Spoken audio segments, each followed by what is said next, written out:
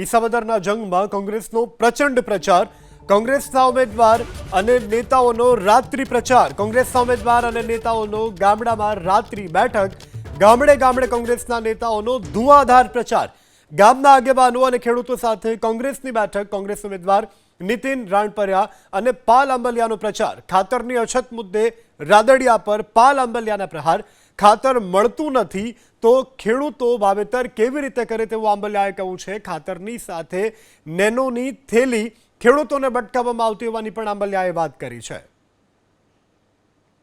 સૌથી મોટી વાત એ છે કે આખી વિસાવદર સીટ છે એ ખેડૂતોની સીટ છે. અહીંયા ખેડૂત મતદારો જ સૌથી વધારે છે. ખેડૂતોના અનેક પ્રશ્નો, જમીન માપણીનો પ્રશ્ન છે, પાક વીમાનો પ્રશ્ન છે, ટેકાના ભાવે ખરીદીનો પ્રશ્ન છે, પોષણક્ષમ ભાવોનો પ્રશ્ન છે, અહીંયા સૌની યોજનાનું પાણી 2019માં પહોંચાડવાનું હતું એનો પ્રશ્ન છે. પણ વર્તમાનમાં જે ભર ચોમાસે કમોસમી વરસાદ એટલે કે ભર ચોમાસું છે અને કમોસમી વરસાદ રૂપી જે ચૂંટણી આવી છે એમાં ચોમાસામાં જેમ દેડકાઓ બહાર આવે એવી રીતે આ ચૂંટણીનો લાભ લેવા માટે વિસાવદર બેઠકથી બહારથી એ ચોમાસી દેડકાઓ આવ્યા છે. હું એટલા માટે કહું છું કે આ ખેડૂતોના પ્રશ્નો 16-17થી તો હું જોઉં છું, જ્યારથી હું ખેડૂતોના પ્રશ્ન લડવાનું મેં ચાલુ કર્યું છે, 16-17થી અત્યાર સુધીમાં ભાજપનો ઉમેદવાર હોય કે આમ આદમી પાર્ટીનો ઉમેદવાર હોય, એબીપીના અસ્મિતાના માધ્યમથી હું ચેલેન્જ સાથે કહું છું, જમીન માપણી હોય, પાક વીમો હોય, ટેકાના ભાવનો પ્રશ્ન હોય, ખાતરનો પ્રશ્ન હોય, ડુપ્લિકેટ ખાતર બિયારણનો પ્રશ્ન હોય, સૌની યોજનાનો પ્રશ્ન હોય, બંને ઉમેદવારમાંથી કોઈ એક ઉમેદવારે આટલા પ્રશ્નોને લઈ અને સરકારમાં અત્યાર સુધીમાં એક ચબરખી લખી હોય ને અવળી ચબરખી તો જાહેર કરે.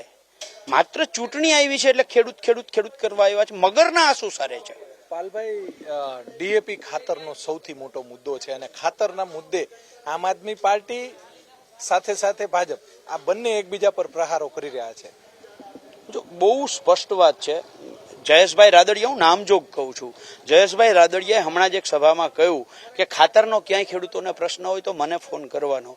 હું એબીપી અસ્મિતાના માધ્યમથી જયેશભાઈને કહેવા માંગુ છું કે જયેશભાઈ, તમારા જેતપુર વિસ્તારમાં જ્યાં ખાતરની સાથે નેનોની એક બાટલી બટકાવે છે ને ફરજિયાત, એ તમે બંધ નથી કરાવી.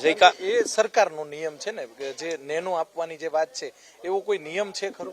અરે, ગત વિધાનસભાનું સત્રમાં તમે રાઘવજીભાઈ પટેલ કૃષિ મંત્રીનું નિવેદન જોઈ લો, એની અંદર બહુ સ્પષ્ટ એને કહ્યું છે કે આવું કોઈ નેનો ફરજિયાત વેચતું હશે તો એના ઉપર અમે પોલીસ ફરિયાદ કરશું. તો જયેશભાઈને હું કહેવા માંગુ છું કે નેનો બંધ કરાવડાવો, કૃષિ મંત્રીને કયો પોલીસ ફરિયાદ કરે, કેમ નથી કરતા? અને જેતપુરની અંદર ડીએપી નથી મળતું તો વિસાવદરમાં તમે ખાતર આપવાના છો. અત્યારે અહીંયા વરસાદ થયો, ગઈકાલે ખેડૂતોને વાવણી કરી, નથી મળતું. ડીએપી ખાતર જોઈએ છે, નથી મળતું. એટલે માત્ર ને માત્ર ભ્રામક વાતો, ભ્રામક પ્રચાર અને ખેડૂતોને કેવી રીતે લોભ લાલચમાં ફસાવી અને કેવી રીતે મત લેવા એનું જ કામ ચાલે છે. વિસાવદર વિધાનસભાની પેટા ચૂંટણીને લઈને નીતિનભાઈ જે કોંગ્રેસના ઉમેદવાર છે, આપણે એમની સાથે વાત કરું. નીતિનભાઈ, કેવો પ્રચાર? અને તમે હમણાં ખેડૂતોની કંઈક વાત કરતા હતા, આયાતી ઉમેદવારોની વાત કરતા હતા, ક્યાં મુદ્દા લઈને જાઓ છો લોકો વચ્ચે? પહેલો મુદ્દો તો વિસાવદરની જનતા આયાતી ઉમેદવાર સ્વીકારતી નથી અને મારી સામેના બે ઉમેદવાર આયાતી છે.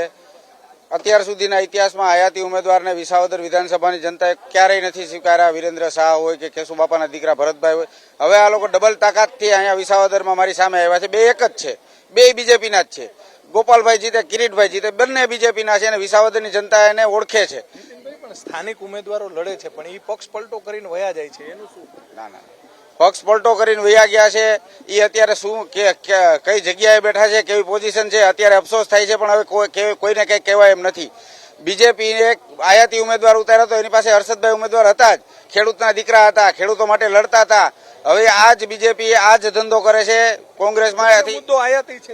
હા, મુખ્ય મુદ્દો આયાતી છે. બીજો મુદ્દો ખેડૂતો પરેશાન છે. ગોપાલભાઈને છેલ્લા 40 દિવસથી ખબર પડી કે વિસાવદરની જનતા, વિસાવદરના ખેડૂતો પરેશાન છે.